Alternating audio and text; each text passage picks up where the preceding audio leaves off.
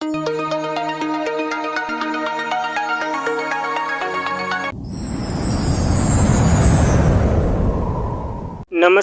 ગુજરાતના અધિકારી મિત્રો, આજે આપણે જોવાના છે 12 સપ્ટેમ્બર 2025નું મોસ્ટ ઇમ્પોર્ટન્ટ કરંટ અફેર્સ. તે પહેલાં ખાસ કરીને ચેનલ ઉપર નવા હોય તો ચેનલને સબસ્ક્રાઈબ કરી લેવી, વિડીયો પસંદ આવે લાઈક કરવો અને તમારા મિત્રો સુધી અવશ્યથી શેર કરી દેવો. તો ચલીએ આજની ઇમ્પોર્ટન્ટ માહિતીની શુભ શરૂઆત કરી દઈએ. તો રાષ્ટ્રીય શિક્ષક પુરસ્કારો 2025માં ભારતભરમાંથી કેટલા શિક્ષકોની પસંદગી કરવામાં આવી છે? આના માટે તો 45 શિક્ષકોની પસંદગી થઈ છે. આના માટે રાષ્ટ્રીય શિક્ષક પુરસ્કારો 2025 5 સપ્ટેમ્બરના રોજ ભારતના રાષ્ટ્રપતિ દ્રૌપદી મુર્મુએ અર્પણ કર્યા છે. શિક્ષક દિવસની ઉજવણી નિમિત્તે આ પુરસ્કારો સમર્પિત છે. તો યાદ રાખવું, સર્વપલ્લી રાધાકૃષ્ણનો જન્મદિવસ એટલા માટે. અને 2025માં સમગ્ર ભારતમાંથી 45 શિક્ષકોને આ રાષ્ટ્રીય શિક્ષણ પુરસ્કારો આપવામાં આવ્યા છે. તો યાદ રાખવા, એમાંથી ગુજરાતના 2 વ્યક્તિને મળ્યા, એક હિતેશ કુમાર અને એક હિરેન્દ્ર કુમાર. હિતેશ કુમારની વાત કરીએ, શ્રી સ્વામિનારાયણ ગુરુકુળ વિદ્યાલય રાજકોટ આવેલી છે, ત્યાંના અધ્યાપક છે. હિરેન કુમારની વાત કરીએ, હિરેન કુમાર હરસુખભાઈ શર્મા વાવડી પ્રાથમિક શાળા ગાંધીપુરા ખેડા ખાતે આવેલી છે, ત્યાંના શિક્ષક છે. તો યાદ રાખવી આ 2 ઇમ્પોર્ટન્ટ માહિતી. ત્યારબાદ ગુજરાતના ભૂપેન્દ્ર પટેલે ઘણી નિયુક્તિ અથવા તો ઘણી સહાયક કરી છે, એ પણ જોઈ લઈએ. ગુજરાતના મુખ્યમંત્રી ભૂપેન્દ્ર પટેલ દ્વારા રાજ્યના 30 સર્વશ્રેષ્ઠ શિક્ષકોને શ્રેષ્ઠ શિક્ષક પારિતોષિકથી સન્માનિત કરવામાં આવ્યા છે. અને આ 30 શિક્ષકો મુખ્યમંત્રી ભૂપેન્દ્ર પટેલ રાજ્યની અંદર બહાર 32 પર એટલે કે 32 રૂટ પર જે ગુજરાત રાજ્ય માર્ગ પરિવહન નિગમ એટલે કે એસટી દ્વારા જે તમામ બસોમાં આજીવક મફત મુસાફરી પૂરી પાડવામાં આવશે. એટલે કે આ એક યોજના અંતર્ગત આ મુસાફરી પણ આપવામાં આવી છે ફ્રીમાં. તો યાદ રાખવી આ 2 ઇમ્પોર્ટન્ટ માહિતી. ત્યારબાદ ત્રિપુરા, મિઝોરમ, ગોવા અને લદ્દાખ પછી 5મું સંપૂર્ણ સાક્ષર રાજ્ય અથવા તો કેન્દ્ર શાસિત પ્રદેશ કયું બન્યું છે? તો હિમાચલ પ્રદેશે આ રેકોર્ડ તોડ્યો છે. યાદ રાખવું, સોમવારે હિમાચલ પ્રદેશ ત્રિપુરા, મિઝોરમ અને ગોવા પછી ભારતનું 4થું સંપૂર્ણ સાક્ષર રાજ્ય બન્યું છે. રાજ્યમાં વાત કરીએ તો 4થું અને કેન્દ્ર શાસિત પ્રદેશને એડ કરી દઈએ તો 5મું બને છે. યાદ રાખવું. અને આ બધી ઉલ્લાસ કાર્યક્રમ અંતર્ગત બધી કર્યું છે, એની પણ આપણે વાત કરશું. હાલમાં જ સરકાર દ્વારા રજૂ કરાયેલ સુધારા પરિવહન હિમાચલ પ્રદેશ સાક્ષર દર 95%ની વધી અને 99 પર 30% સુધી પહોંચી ગયો છે. અને રાજ્યના મુખ્યમંત્રી સુખવીરસિંહ સુખુએ શિમલાના કાર્યક્રમમાં આ યોજના અથવા તો આ કાર્યક્રમમાં માહિતી જણાવી છે, જે આપણે લઈને આવ્યા. ત્રિપુરા, મિઝોરમ, ગોવા અને લદ્દાખ પછી હિમાચલ પ્રદેશ 5મું સંપૂર્ણ સાક્ષર રાજ્ય અથવા તો કેન્દ્ર શાસિત પ્રદેશ બન્યું છે. આમ વાત કરીએ તો 5મું, આમ 4થું. બંને પોઈન્ટ ક્લિયર કરી દીધા તમારા. ઉલ્લાસ કાર્યક્રમની વાત કરીએ, understanding life long learning for all society. નાણાં વર્ષ 2022થી 27 સુધી આ કાર્યક્રમ ચલાવવાનો છે. લોન્ચિંગ 2022માં થયું હતું, જે 15 વર્ષથી વધુ ઉંમરના લોકો માટે કેન્દ્રીય રીતે પ્રાયોજિત જે સાક્ષર કાર્યક્રમ છે. ટૂંકમાં 15 વર્ષથી જે વધુના ઉંમરના લોકો હોય એને મોબાઈલ, ઇન્ટરનેટનો ટૂંકમાં ઉપયોગ કરી શકતા હોય એવા એ સાક્ષર બનાવવાના છે આ કાર્યક્રમ અંતર્ગત. તો 15 વર્ષ કે તેથી વધુ ઉંમરના જે દરેક બિન સાક્ષર ડિજિટલ, કાનૂની અને નાણાકીય સાક્ષરતા સહિત નવા ધોરણો દ્વારા આ સાક્ષર બને છે. તો ખાસ કરીને મહત્વનો છે ઉલ્લાસ કાર્યક્રમ. આના અંતર્ગત પહેલું સાક્ષર રાજ્ય મિઝોરમ બન્યું હતું, એ પણ ઇમ્પોર્ટન્ટ છે. ત્યારબાદ કયા રાજ્ય સરકારે અનોખી દુનિયા નામનો વિશ્વનો પ્રથમ સિરામિક વેસ્ટ પાર્ક બનાવ્યો છે? તો આ ઉત્તર પ્રદેશે બનાવ્યો છે. યાદ રાખવું, વેસ્ટ એટલે સિરામિકના જે કચરામાંથી બનાવેલો આ એક પાર્ક છે.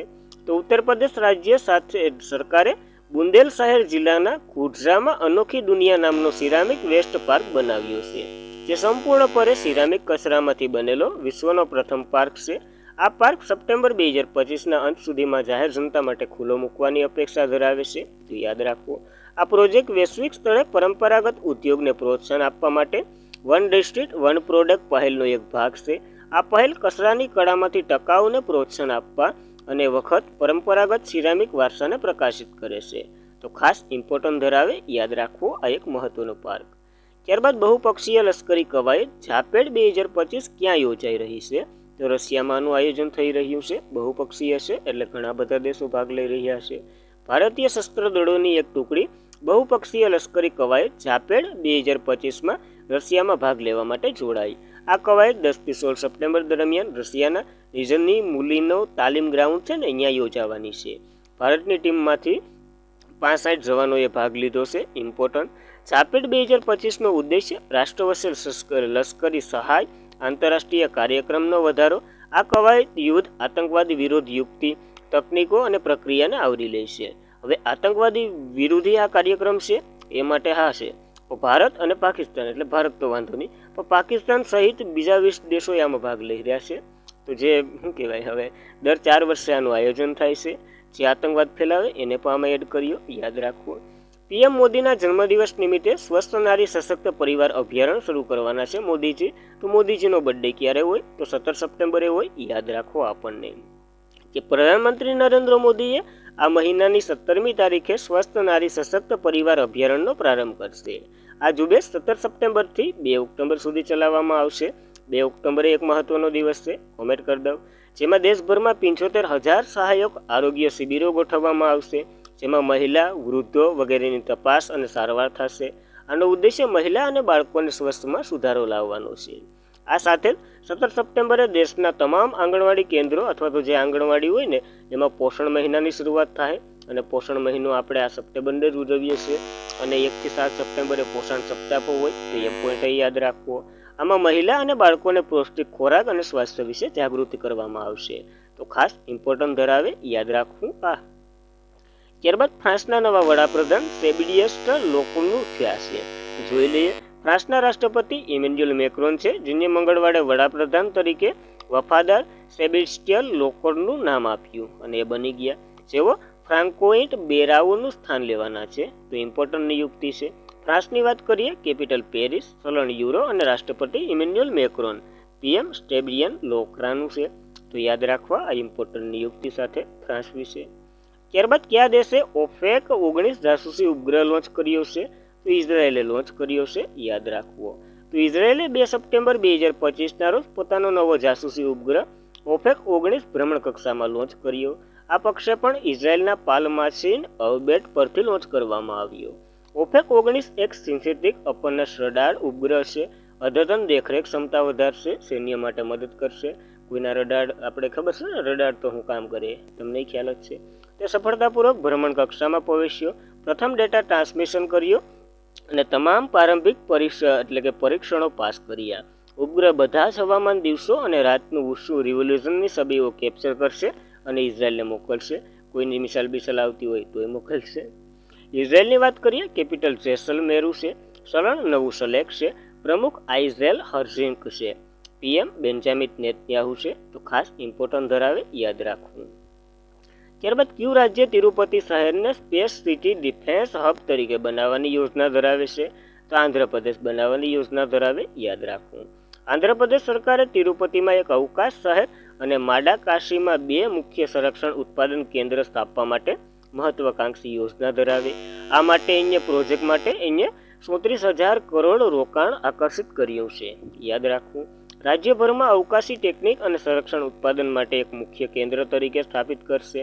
આનો ઉદ્દેશ્ય તિરુપતિને ખાનગી અને નાના લોન્ચિંગ વાહનોને લોન્ચ કરવા માટે આવશે, જ્યારે માડાકાશીને બાંધવામાં આવશે અને 2 સંરક્ષણ ઉત્પાદન કેન્દ્ર જેઓ એરોસ્પેસ ઘટક, સંરક્ષણ ઇલેક્ટ્રોનિક અને શસ્ત્ર પ્રણાલીનું પણ ઉત્પાદન કરવાના છે. તો મહત્વની યોજના છે, આંધ્રપ્રદેશે શરૂ કરી, યાદ રાખવી.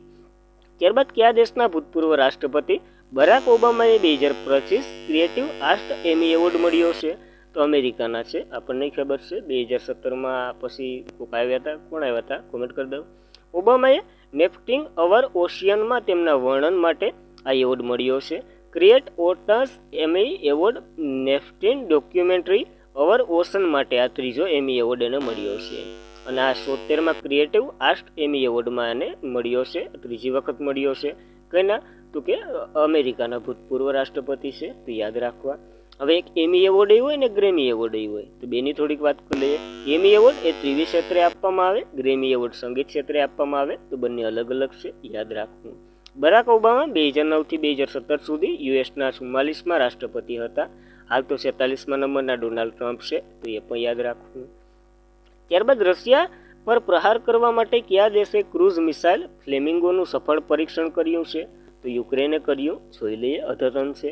તો યુક્રેને તાજેતરમાં જ ફ્લેમિંગો નામની નવી ક્રૂઝ મિસાઇલનું અનાવરણ કર્યું. એપી ફ્લાય ફ્લેમિંગો મિસાઇલ એક લાંબી રેન્જની ક્રૂઝ મિસાઇલ છે, જેઓ યુક્રેન ફાયર પોઈન્ટ સંરક્ષણ કંપની દ્વારા બનાવવામાં આવી છે. 3000 કિલોમીટરની રેન્જ, 1150 કિલોમીટર વોટહેર અને 6000 કિલોગ્રામ મહત્તમ ટેક ઓફ વજન એટલે કે વજન ઉપાડી શકે એવી આ ફ્લેમિંગો વિશ્વની સૌથી મોટી અને સૌથી લાંબી range ground launch cruise missile સિસ્ટમનો એક ભાગ છે. ઇમ્પોર્ટન્ટ ધરાવે કારણ કે રશિયા માટે આક્રમણ કરવું યાદ રાખવું. યુક્રેનની વાત કરીએ, કેપિટલ કીવ સલણ રિવેનિયા છે. રાષ્ટ્રપતિ વોલેન્ડ્રી ઝેલેન્સ્કી છે. તો યાદ રાખવી આ ઇમ્પોર્ટન્ટ માહિતી. ત્યારબાદ આંતરરાષ્ટ્રીય અવકાશ પરિષદ 2025નું આયોજન કયા શહેરમાં થયું છે? બેંગ્લોરમાં યોજાઈ છે. જોઈ લઈએ તો conference of the Indian industry દ્વારા આયોજિત આ એક અગ્રણીય ઉદ્યોગ સંસ્થા મુખ્ય રાષ્ટ્રીય અવકાશ એજન્સીઓ દ્વારા સમર્પિત 8થી 9 સપ્ટેમ્બર 2025ના રોજ બેંગ્લુરુમાં તાજ યશવંતપુરા ખાતે યોજાવાની અપેક્ષા ધરાવે. આનો ઉદ્દેશ્ય સરકાર, ઉદ્યોગ નિષ્ણાતો, શૈક્ષણિક નેતાઓ અને ઉભરતી સંશોધકને એકસાથે લાવી સમાવેશ અને ભવિષ્ય ઉપર ચર્ચા કરવાનું છે, જે અવકાશ અર્થતંત્રને ભવિષ્યનો આકાર કેવી રીતના આપશે એ માટે. આનું ઉદ્ઘાટન જીતેન્દ્રસિંહે કર્યું હતું અને થીમ પર છે વૈશ્વિક પ્રગતિ માટે જગ્યાઓ, ઉપયોગ અને નવીનતાની નીતિને વૃદ્ધિ. તો ખાસ ઇમ્પોર્ટન્ટ ધરાવે કારણ કે જે આપણા શું કહેવાય સેન્ટ્રલ મિનિસ્ટરે આનું ઉદ્ઘાટન કર્યું, યાદ રાખવું. અને આજના માટે એટલું જ હતું. ખાસ કરીને મિત્રો, વિડીયો પસંદ આવ્યો હોય લાઇક કરો, તમારા મિત્રોને શેર કરો. ચેનલ પર પ્રથમ વખત હોય તો અવશ્યથી સબસ્ક્રાઈબ કરી લેવી કારણ કે આવી જ માહિતી સાથે આપણે મળતા રહીએ. ટેલિગ્રામમાં જોઈન્ટ થઈ જવું ડેઇલીની PDF વગેરે મટીરિયલ માટે. તો આજના માટે એટલું જ હતું. Thank you for watching this video. જય હિન્દ, જય ભારત.